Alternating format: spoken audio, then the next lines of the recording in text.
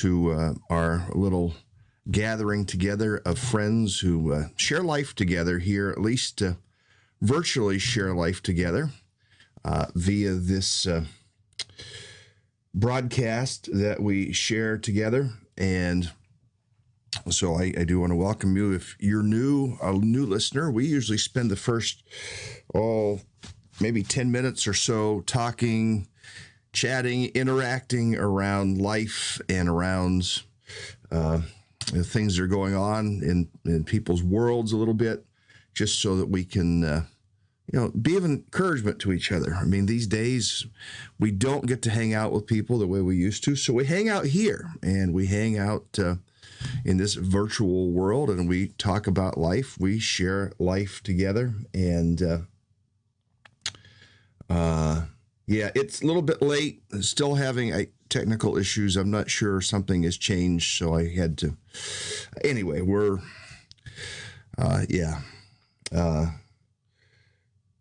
51 and a half straight weeks of doing this, and I am probably just technologically tired out. So, but good seeing everybody this morning. Stephanie and Peter and Dinah Kay, Jessica, Jen, good morning to you. I'll get into my own screen here. Just a regular plain Jane office look today. And my name is Jane, and I'm plain. Actually, I'm not plain. I am pretty plain, but I'm not Jane. I'll stop right now. I need a break, I think. Break is coming. Break will come Friday morning. And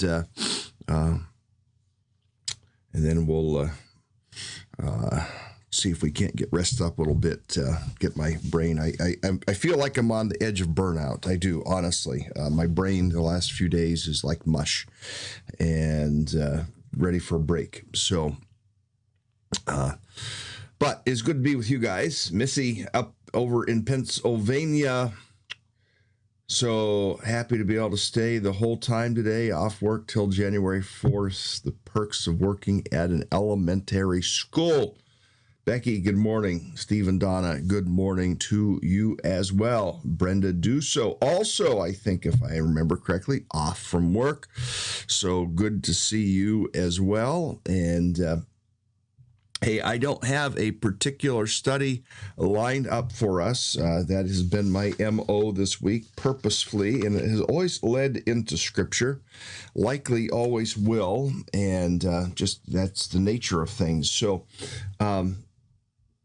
I had asked questions yesterday. I might sneeze here in a second. Just a second.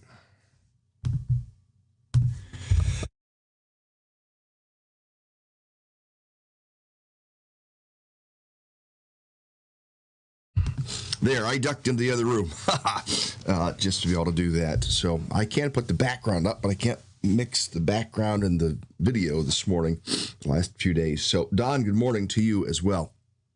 Glad to have you with us down there in Rhode Island. And again, anybody else that might be listening in, we'd love to have people say good morning or hello, or, give some commentary like Missy here, off work until January 4th. That way we know that, there's other folks with us. We're not traveling alone. We're not journeying alone. We've got, okay, Becky, here. Is that better? There, I took the clock off the wall. It's been covered up for weeks now with that green screen hanging over it, and it needs a new battery in it. Yeah, so many little details like that. I could care less about those little details right now, honestly. So many big details going on. But there, that helped. I can't fix it. I got to put a battery in it, and I'd have to leave the broadcast to get a battery, and I'm not going to do that. So maybe by 2021, maybe we'll have a battery in there to help out a little bit. So some people notice things like that. Do you notice my hair? I've got to pat it down like that. Good morning, Nell, to you. Good morning, Lori Eaton, Jessica, Thank you for the blessing, Jessica. Appreciate that. Really do. Hey, going on tomorrow night is the Christmas Eve services, 4 o'clock, 7 o'clock. Really encourage you if you didn't get to go. I understand it doesn't work from a smartphone. You need to go on to a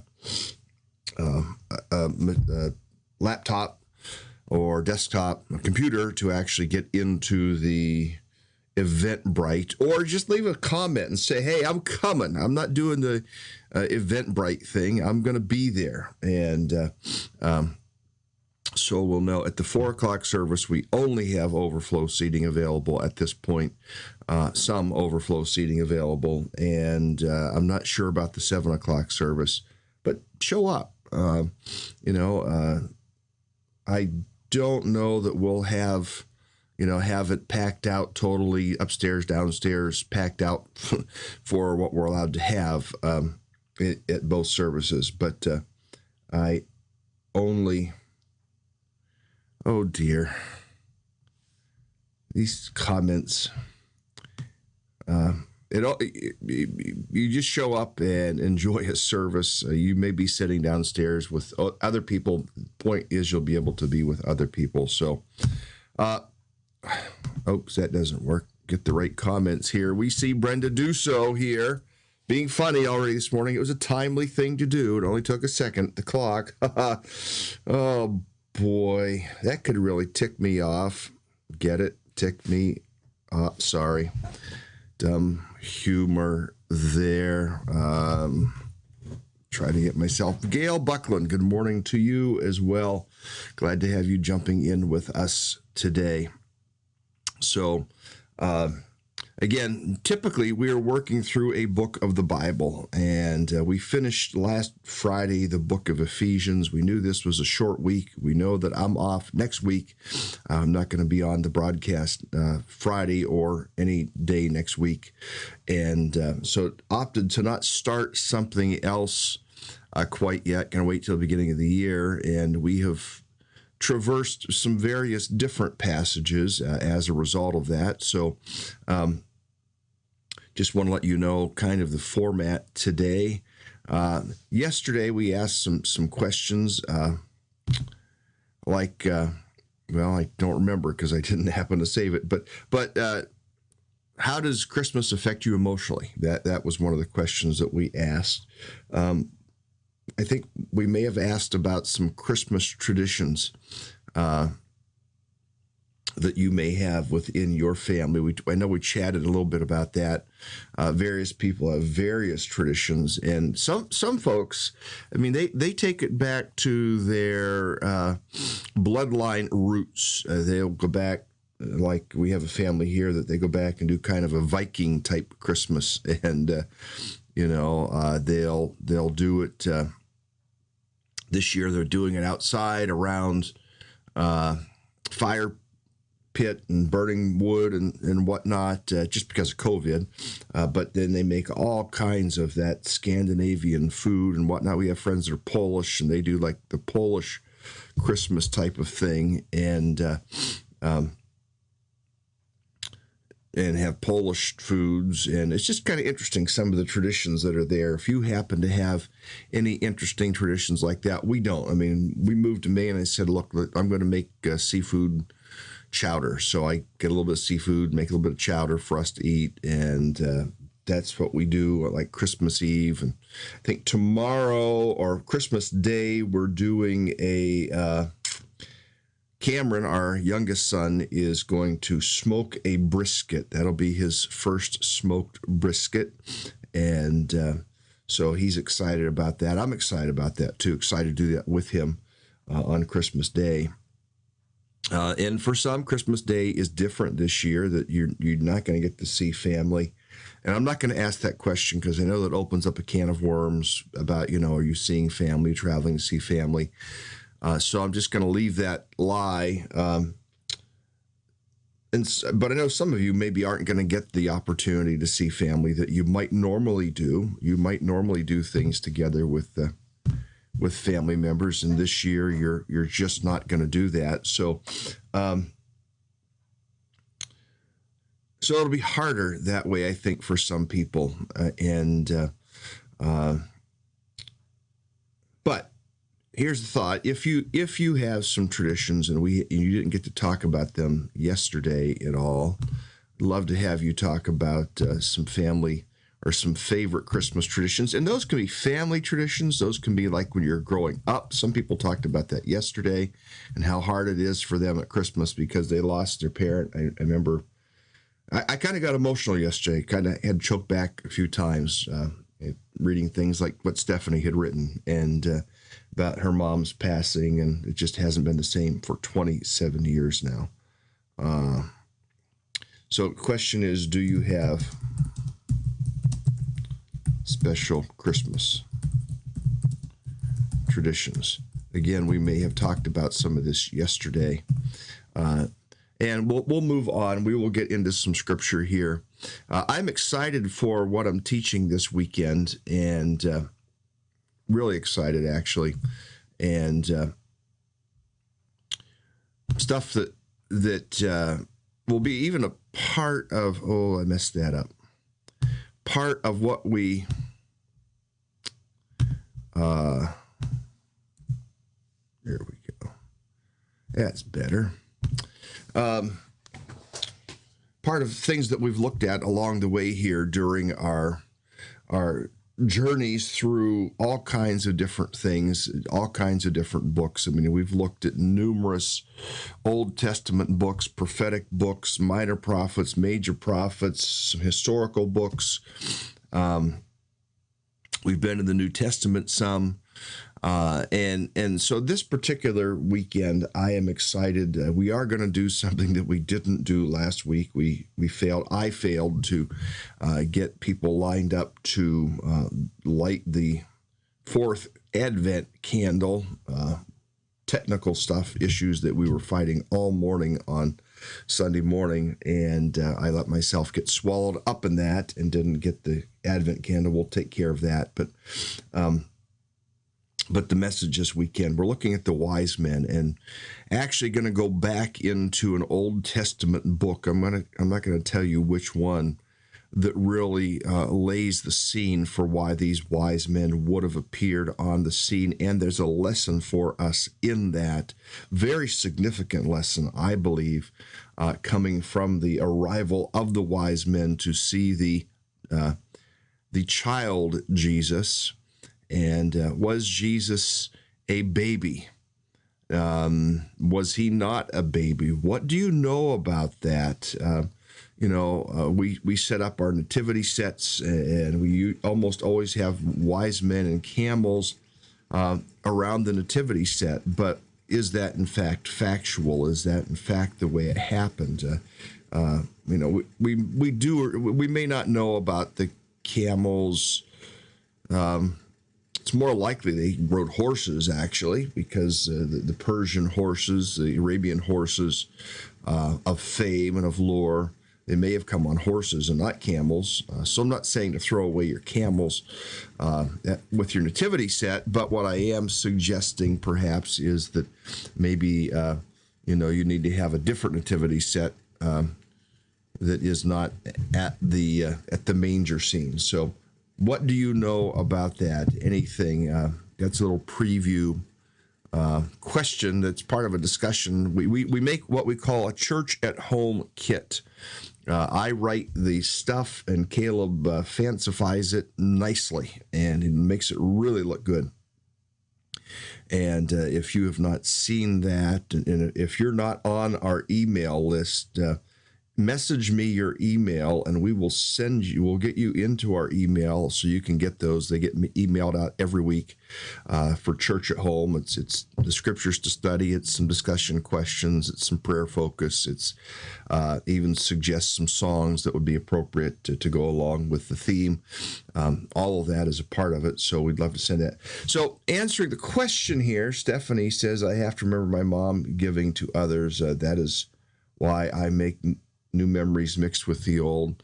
Yeah, that's a good one. Stephanie, first Christmas on the farm. Very excited. I'm making cinnamon rolls which my grandmother always used to make, also decorating cookies with the grandson. Yeah, I kind of feel like we could kick off a day or two early here and do some of those things. Our youngest son is home. He made the cookie dough to make sugar cookies, and now we need to decorate them. So I'm not sure what the plan is for that. Unfortunately, I had a meeting last night, have a meeting tonight, and we have services tomorrow night, so not home very much this week. And so I'm going to say good morning to a few others. Tisha, good morning. Bridget, good morning. Sonia, I don't know if I said good morning. Gail, I'm sure I said good morning, but I'll say it again. Anyway, any of those special Christmas traditions, they could be church traditions. A church that I was affiliated with, wasn't a part of the staff,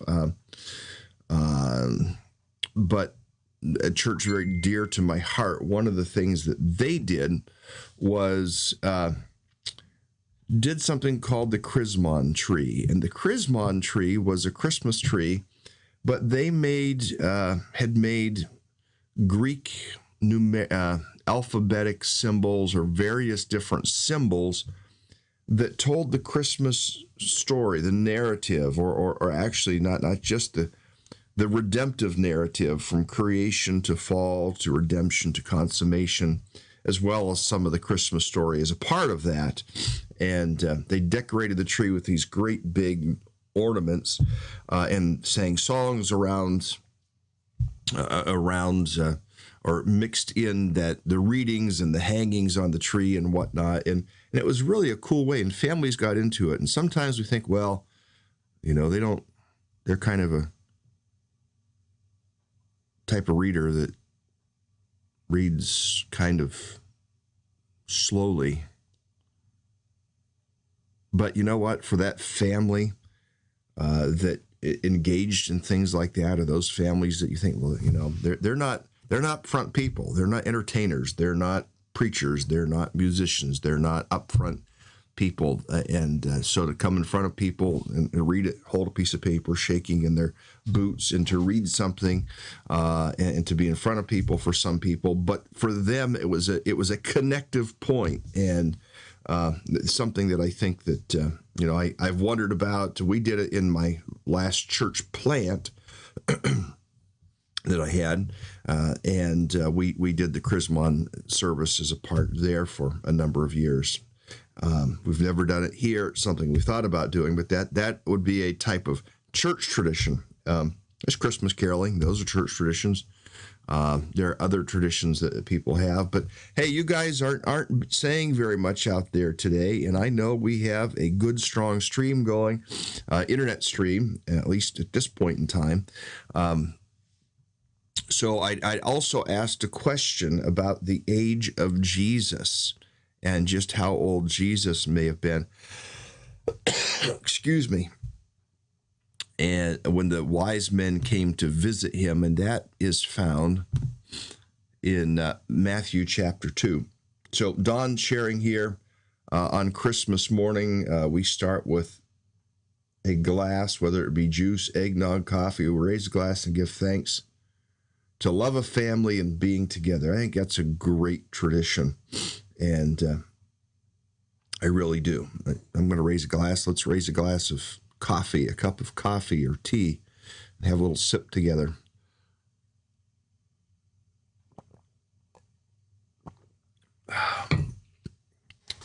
So that's a great tradition. For us, when the kids were little especially, we would start off, Dad made breakfast. I would always make pancakes and sausage and eggs, and it was most usually deer sausage because we usually had deer sausage, so we'd make deer sausage and eggs and whatnot. And then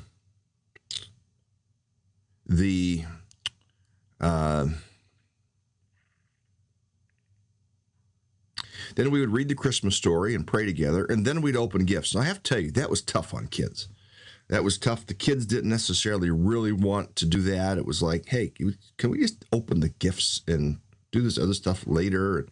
So we tried to keep it more focused on keeping the spiritual element first. And, of course, breakfast prayer, reading of the Christmas story. That was something that we did that way. Stephanie, Christmas is 12 days long. Time for cookie decorating after the 25th when you have time off. Mike worked a lot of Christmases, so he celebrated when he had time off. I would take the kids to visit the elderly after church on the 25th and bring cookies and little gifts on Christmas Day. When Mike was off, we do the tree. So, I mean, yeah, those are good things. My daughter and her husband did their decorating yesterday. We decorated a while back, and here goes that stream again. I just don't know what's going on here. It's interesting. James, did the three wise men ever run into Jesus during his travels? Likely not.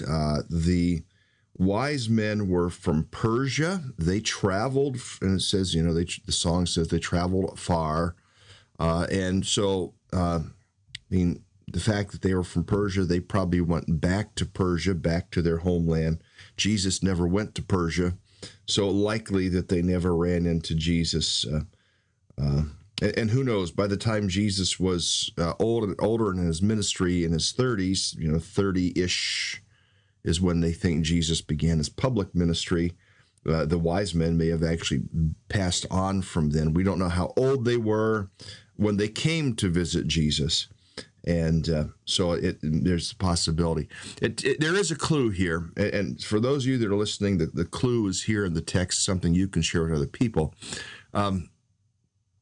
There's a few clues in the text, and I will share them with you in answering the question about the age of Jesus. So cutting over, because I do want to share some scripture with you, and this is a little preview for you. They had to travel from Persia to Jerusalem. So that is up here in the very top. In fact, let me make a little adjustment to help you see. Up in the very top of the page, it says, Magi from the east came to worship him. And the fact is, they do believe that it was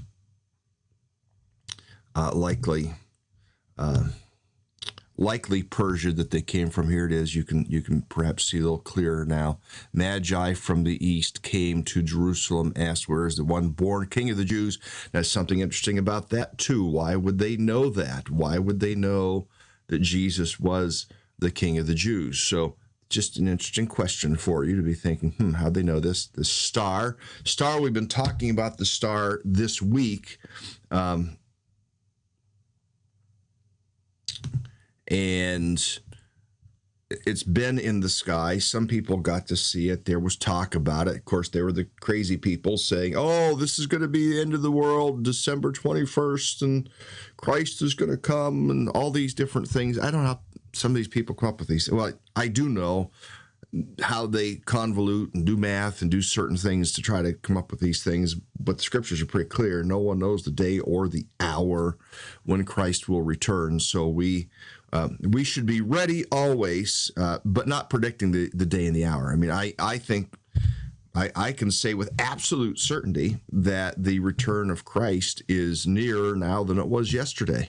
I'm absolutely certain of that. You know why? Because we're in another day, because we're a day closer. We're a breath closer.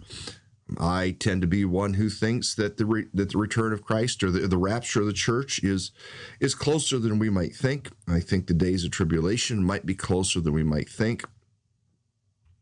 You look at the divisions in the world, and you look at divisions in America. You look at the coronavirus, and even though, I know a lot of people say, well, it isn't anything. There are more people dying from other things than the coronavirus, which may be true. But it is certainly something that has seized the world, and there have been plenty of deaths through the coronavirus, and it has made things hard for a lot of people in many ways. People that have loved ones in hospitals, not able to go see them, people that have had loved ones in nursing homes or in hospice or things like that, not able to go see them in many circumstances, and that has been difficult. Why am I talking about the return of Christ? Well, there's just something that we learned from the Magi, and we'll talk about that this Sunday. I'd asked the question, and I'll put us back into the text over here, about the age of Jesus. Notice what it says down in verse 11 down here. It says, on coming to the house. Okay, the other place, it was the manger. The shepherds came to the manger. Here they're coming to a house. So we know at least he has moved to a house. Now, we will not pick this up in the English. It says they saw the child with his mother. And this word for child, I was looking to see, I think there's another place where the child, down in verse 13, it mentions the word child. This word is teknon. It is not the child. The Greek word for infant is the Greek word for child, or like toddler. So Jesus was likely a toddler when the wise men came, and he was in a house at that point, not in a stable, not in a manger. But yet you notice also what they did. They bowed down and worshiped him. And they opened their treasures, presented him with gifts of gold and of incense and myrrh. And for me, a takeaway out of that is, because some of you won't be a part perhaps on Sunday morning, a takeaway that I always ask at Christmas is, okay, we love to sing songs about we three kings of Orient are, da da da da da da da. I don't remember the rest of the words. A great song. Nothing I want to take away from that. Except the takeaway of, what about us? Do we come to worship?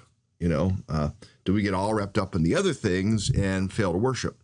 I know some churches, I think I talked about this yesterday, that actually take an extra offering at Christmas time called the Christ birthday offering, and they tie back into this, the wise men coming and bowing down and worshiping and offering gifts. And, we could ask ourselves, as we're doling out the gifts among our family members, what gift do we have for Christ?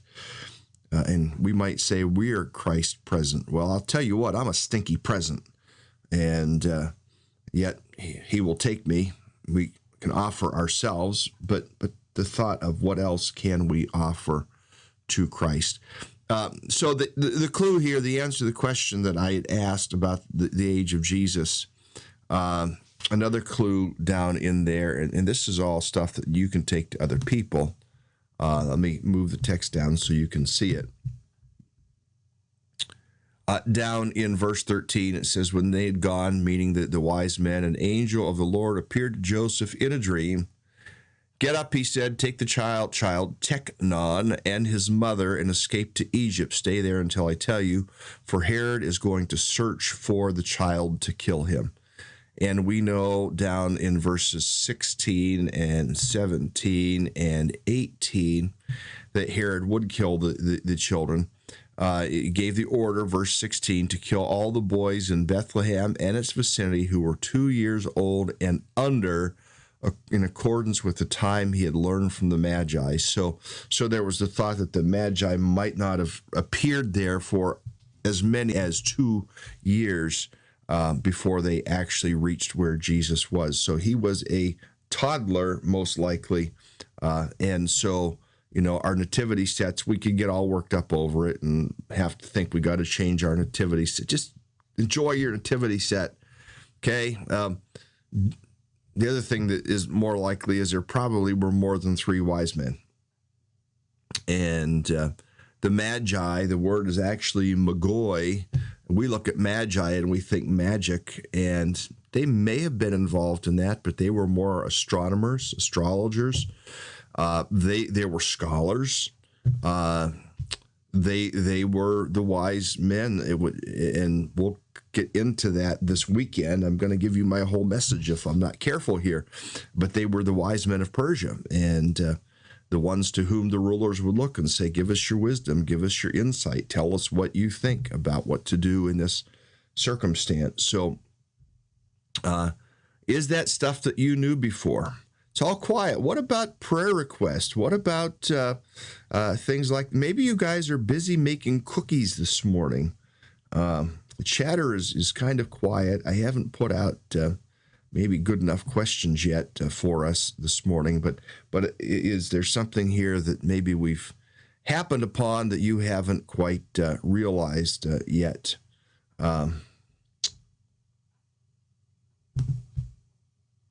So that's the question I have for you. Did you learn something out of that little tidbit? Maybe you already all knew that stuff. You guys are awfully quiet this morning. Am I talking to myself? Hello? Hello? Yeah, no, I'm kidding you, Stephanie. Please, I'm kidding. It's good you're wrapping presents. I got to wrap my presents yet, too. I think I got Sunday's message written yesterday. And, I've got to finish up some shopping this morning. I've got office, church meeting stuff this afternoon. I got to get some other things done. So good morning, Fran. Good morning, my friend. I hope you all will have such a lovely Christmas, all of you. I don't know the answer to that question, Brenda. It seems to me like he may have been 8 years old somewhere. I'd have to go back and research that. The number 8 comes into mind, that he may have been 8 years old and they returned from. There is a reference. I know there's a reference because when Herod passed away, then they came back. In fact, it says it here in verse 19. Let's take you over there. Now, I don't know if it says the year. It says, when Herod realized he'd been outwitted by the Magi, he became furious, gave orders to kill all the boys in Bethlehem and its vicinity who were 2 years old and under, in accordance with the time he learned with the Magi. Then what was said through the prophet Jeremiah was fulfilled. A voice is heard in Ramah, weeping and great mourning, Rachel weeping for her children, refusing to be comforted because they are no more.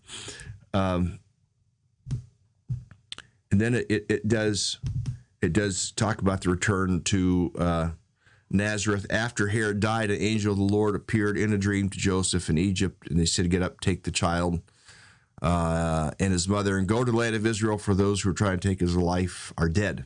So he got up, took the child and his mother, and went to the land of Israel. But when he had heard that Archelaus was reigning in Judah in place of his father Herod, he was afraid to go there. So having been warned in a dream, he withdrew to the district of Galilee, and he lived in a town called Nazareth. So was fulfilled what was written through the prophets: he will be called a Nazarene. So we know that he was 12 when he went to the temple, but the question that Brenda is asking is how old when he returned from Nazareth. If we knew that he went to Egypt when he was around 2 years of age, likely because of Herod and the children, killing children, boys 2 years of age and younger.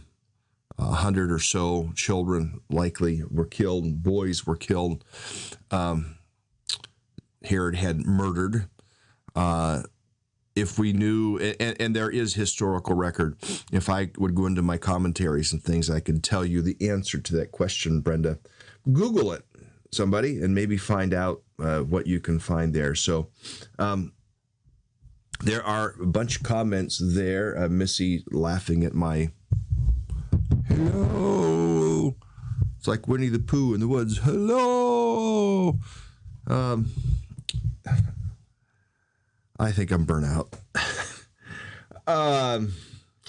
Peter, growing up, my grandma's men on the opposite side of her piano, looking at the stars. Hey, there you go. See, she had it, Peter. She had it figured out. She knew what it should be like. Opposite. So, continued prayers for my commute. 3 accidents so far this week. Stephanie says, not me, but others. So it has been kind of icy and dicey out there this week. It really, really has. And, not fun traveling for those that have to travel. Now, I have a really long commute, about 50 yards across the street and in the front door. So not even 50 yards, probably more like 25 yards. It's not very far. And so, Lord, we do pray you just help Stephanie continue to be safe in her commute. We lift her to you. this prayer request is here. So we just ask you continue to watch over her and others. Give us wisdom in all of us and how we drive, and wisdom to leave early instead of late or on what we would think is on time. Give ourselves the extra time in these winter months. So we just lift her to you in Jesus' name. Jessica saying this about the traditions. I'm thinking that in the next few years of my life, I would like to try some new traditions. I think that's a good thing. Sometimes we need to find some new traditions, some things to kind of change it up, spice it up a little bit, especially when there's been significant change in our life, heartache, loss. When our kids are out of the house, I mean, Wendy and I are talking about what will we do when, if we're living in a place and the kids are all over the country or the world, which with at least a few of ours, they could be anywhere around the country, anywhere around the world. Our youngest will be leaving around the 6th of January, I think, for the state of Illinois, where he's going to be working for a few months. And then he probably will be home for a short bit and then off to Idaho with the Forestry Service.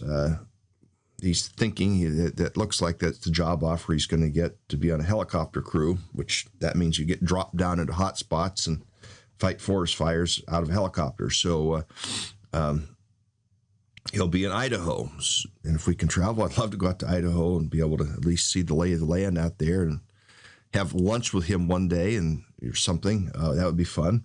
The others are coming home from across the pond. They have been, I think it's late enough in the game now that I can say I've been in Germany for the last 3-4 years, be coming home here, we think soon, and glad for that, to have them back here where we can visit a little bit easier. But we did enjoy visits going to see them there. But Wendy and I have said, okay, so if they're Christmases and we can't all be together, what are we going to do? Stare at each other? And so we're trying to navigate that empty nest type of thing.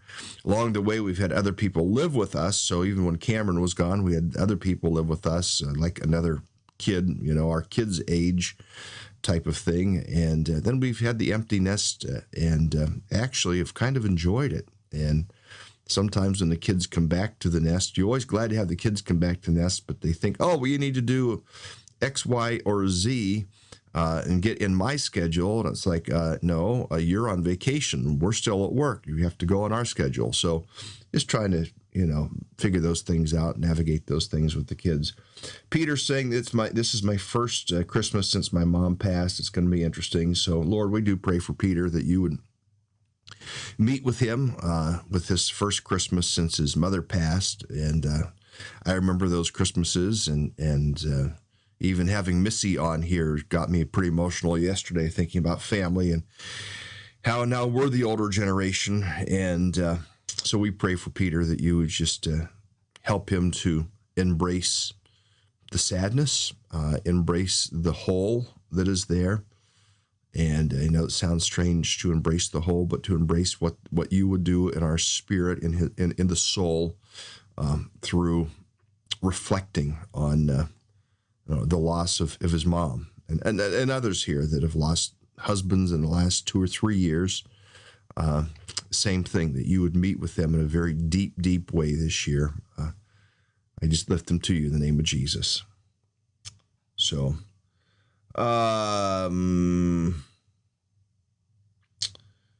yeah, thanks, Fran.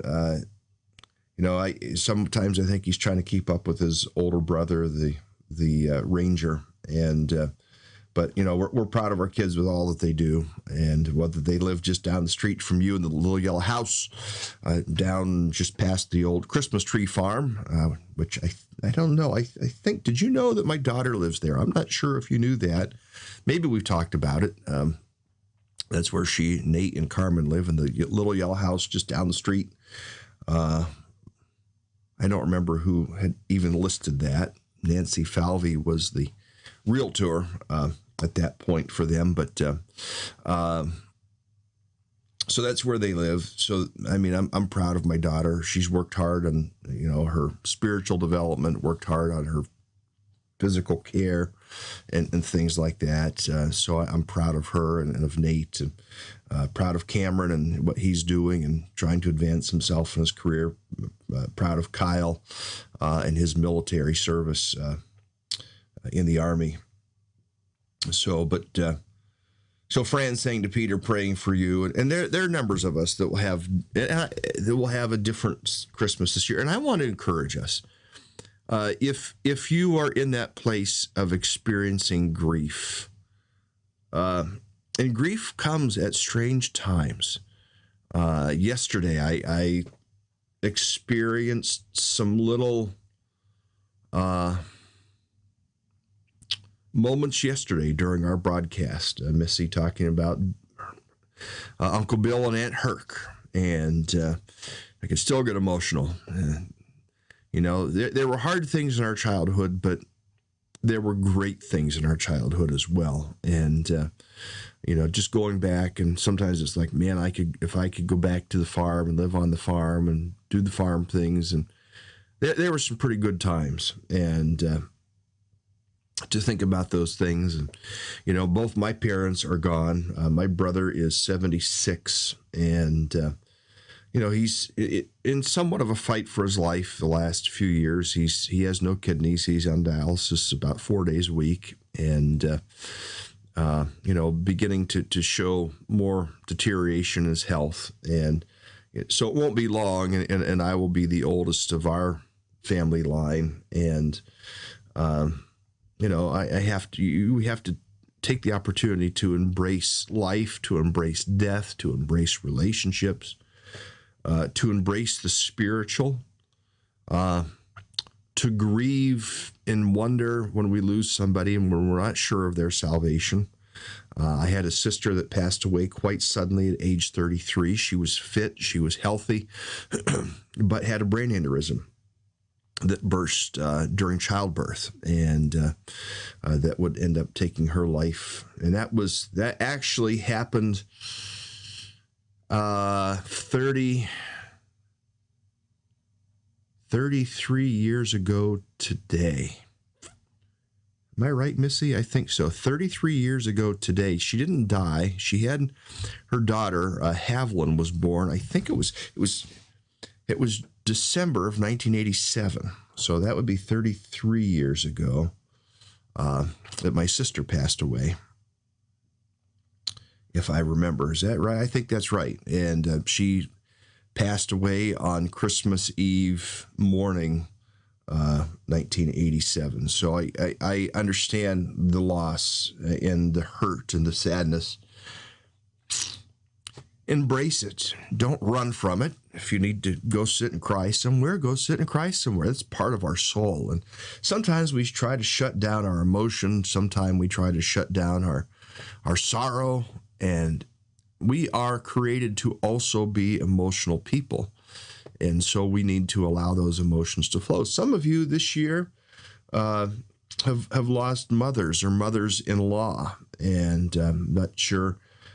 Still on, Tom and Gail Buckland, their mother-in-law passed away this year, Ann Buckland, and back in the earlier days of COVID, and we could only really have a very small gathering at the cemetery, and there's a life that we would have rather gotten together to celebrate. So, I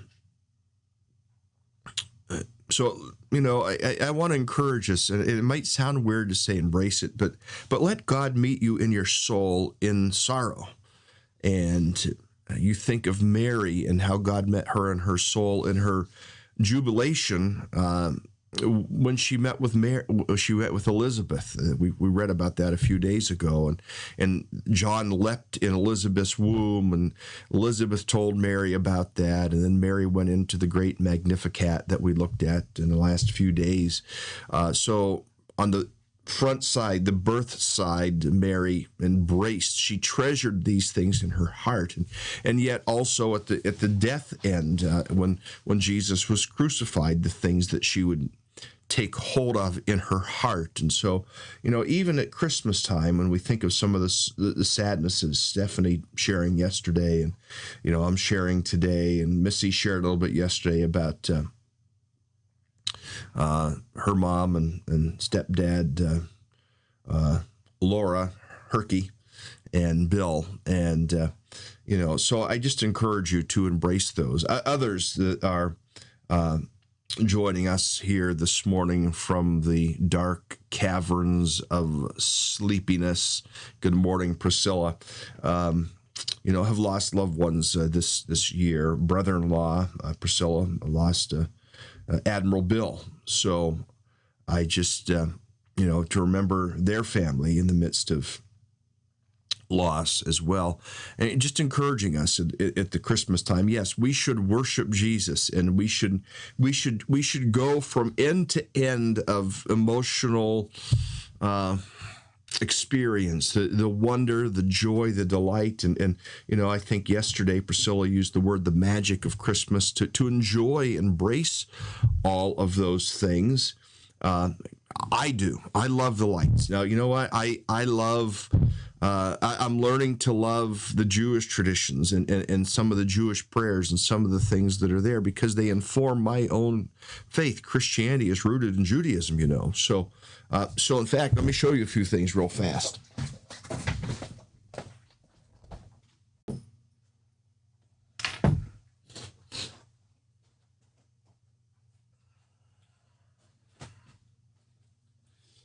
I need my brain to come back to some of these things, but I want a few gifts that someone gave to me in the last year for the faith. Do you know what this is? Longer, and this is a shorter shofar. See, I can't blow the thing. I mean, I am blowing it, but I can't. I have to practice. Caleb is trying to help me learn.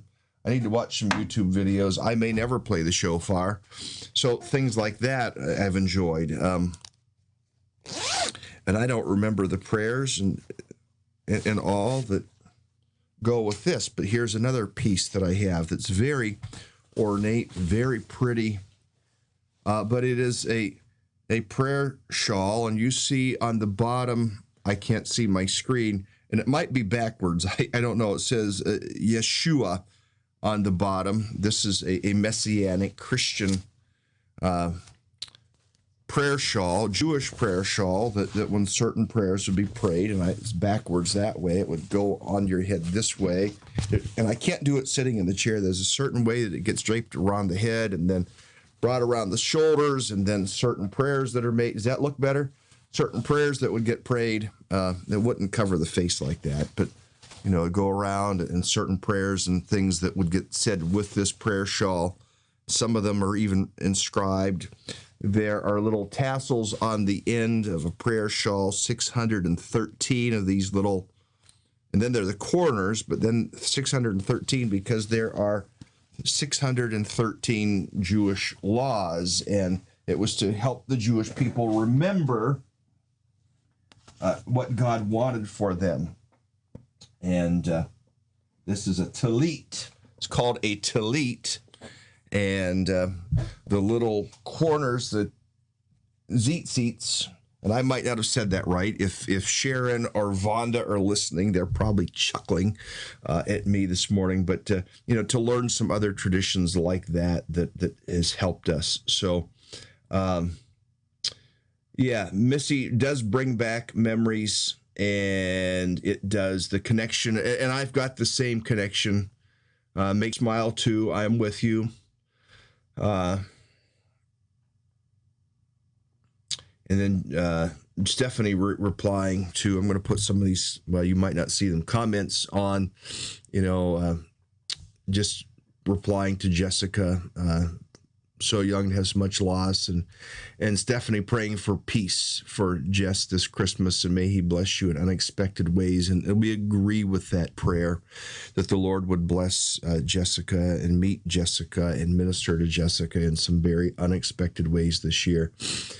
Peter talking about every Friday our church services at Broken Chains Biker Church starts with the blowing of the shofar. That's cool, and to understand, I need to go back and do some teaching on the significance of some of these Jewish things. And for me, it would be learning and teaching, because I am no expert in Jewish messianic stuff by any stretch of the imagination. I have a curiosity, because it does inform my faith, and to realize what some of these things mean. So, yeah. So Fran putting up here, my 5-year-old grandson, Theodore, lit the menorah with Jen and Roland's friends last week. It's wonderful for youngsters to experience the Jewish traditions, and especially when we understand what the Jewish traditions are really all about. So there is that comment, and why Hanukkah? I mean, Hanukkah is something that we can make the entire month of December easily, or even back in November, depending on when Hanukkah starts, a season from middle of November to like the beginning of January, a whole month and a half of worship built around Hanukkah, the festival of lights. And who is the light of the world? Jesus is the light of the world. That's the significance of Hanukkah in that way, and the lighting of the menorah, and that ultimate candle, Jesus, the light of the world. That is what it is pointing at. It was actually the time of year when Jesus walked into the temple, and they are lighting the menorah, and he's looking at the various, were there 7 or 10 menorah, large menorah around the temple area to light the temple area. And as they're being lit, Jesus said, "I am the light of the world," as they're looking at those menorah that are being lit, making quite a statement, and how that ties in with that Jewish tradition, something that we could learn, that we could embrace. I saw a friend that had their menorah set was something, I'm not criticizing it, but it was just something worldly that was turned into a menorah. Now, thankfully, they were worshiping and practicing, doing the practices, the ritual of Hanukkah. But it seemed like, is God more your God, or is that object more your God? It's just something I wondered about, not criticizing, just went, and knowing these friends, great people, but it's like they probably would put more emphasis on what the menorah stand was than the actual. And I might be wrong. I'm not trying to criticize at all, but for us to take the benefit of Christmas, some say it's pagan. Well, make it Christian. For many of us, we have many rich Christian traditions that point to Christ and point to God. And, I've got a great curiosity of things like the Oriental Orthodox Church, or the Eastern Orthodox Church, or the Ethiopian Orthodox Church, and some of what they learn. You think about Ethiopia, they got their gospel maybe from Paul, or maybe from one of those early first apostles. And so some of the traditions that they have, as an example, we would tend to think, especially younger American Christians would say, what's the point of all this Christian artwork stuff? I mean, it's just gaudy. Well, no, actually, if you go over to those churches in that part of the world, the Byzantine part of the world, that Ottoman part of the world, where the African part of the world, North Africa, and where they still have those old 1,000-year-old, 1,500-year-old churches that had paintings and artwork and stained glass and different things like that. Those things were meant to tell a story to people that couldn't read. And so we look at them and think, why do they have to spend so much time or so much money, and they get wrapped up in their worship in the wrong things? Well, no, literally, the people could not read. We need to remember that we did not have a Bible until after 1500. with the invent of the printing press. I mean, we didn't have a printed Bible. They had pieces of Bible. They had pieces of things that had been copied. When I say pieces of Bible, pieces of manuscript, maybe writings of Paul or writings of Peter, writings of James, things of the Old Testament that had been copied, hand copied. That's all they had. I mean, you and I that have, I mean, here we are sitting in my office, if you will, together this morning. I have here on this screen 1, 2, 3, 4, 5. I've got 6 different translations of the Bible, plus some other things mixed in there of nuances of translations, like new translations with study notes. Like here's this ESV that gives lots of cross references in it.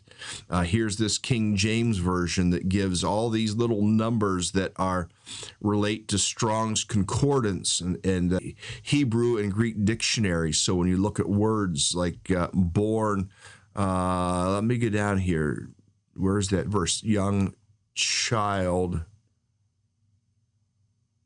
Paidion. Sorry, I was saying teknon. Paidion is the word. And teknon is a different word. But it's the idea of a child. It could be an immature Christian. But here is the Greek word that is given for that. And great tools that you and I have that we can take for granted when you think about the people back in the days 1500, 1600, 1700, 1800 years ago. They didn't have all the benefit that we have to nurture ourselves and to grow ourselves. So it's something for us that we can certainly take advantage of. But why am I talking about that? I was talking about understanding some of the traditions of like the Oriental Orthodox Christians or the Eastern Orthodox Christian traditions, because there are things that maybe they embrace and that they do that would actually help us in our own spirituality. It would actually help us in our own formation. Like I've said, we have to know when to eat the meat and spit out the bones. And you might say, well, they're carried away and it's idols and images and blah, blah, blah, blah, blah. Well, you know what? Some of these folks that I know that are genuine believers in Jesus in like the Orthodox tradition, like we have dear friends right here among us that, come out of a Catholic tradition, and we can inform each other, we can help each other, we can inspire each other, we can encourage each other, we can learn from each other things that will help us in our spiritual development, help us to be in closer proximity to Jesus. And what we tend to do is overreact to everything, and if it's not what we do, then it's all wrong. Well, that's faulty thinking, friends. I'm going to say it. Now, even people that might not be Christian, there might be practices that they might do that can form our soul, that can strengthen our soul, that can help our soul. So I just encourage us, what will help you grow in proximity, closer proximity to Jesus? Stephanie said that's how it is in Italy. The story of St. Francis was painted on the wall of a church under the story of Jesus' life. No one read, but they could come and listen and see the pictures. Exactly. Susan, when I was in Romania, I saw the ornate Orthodox churches, and Pastor Mike reminded me there were many reasons for the way churches were decorated. No seats in those churches except around the sides were paid for. Yes, the pairings on the walls were stunning. Absolutely, I agree with you. Jessica, I have some nationalities in me that I would like to learn, like Scottish, Chinese, Native American. Yeah, things like that. I mean, there's Celtic traditions.